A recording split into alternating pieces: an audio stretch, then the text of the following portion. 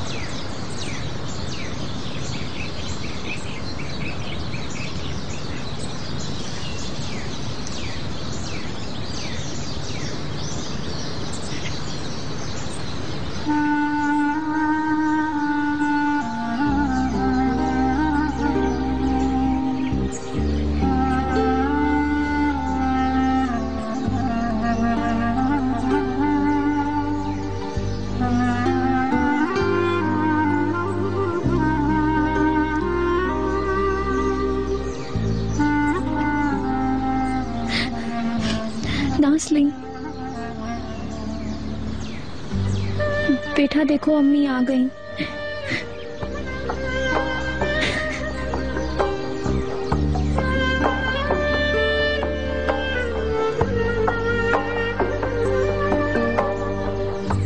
मैं जब नहीं थी तो क्या परिंदों से पानी पिया था? और क्या किसी ने लोरियां नहीं सुनाई? I miss you so much Nazli, so much.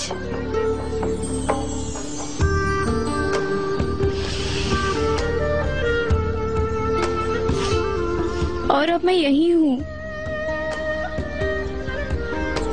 अम्मी छोड़कर चली गई थी तो गुस्सा तो हुई होगी ना?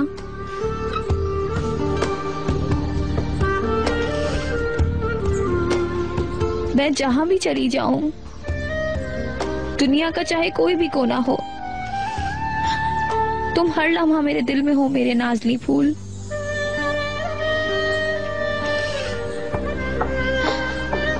और देखो मैं अब यही हूँ तुम्हारे साथ।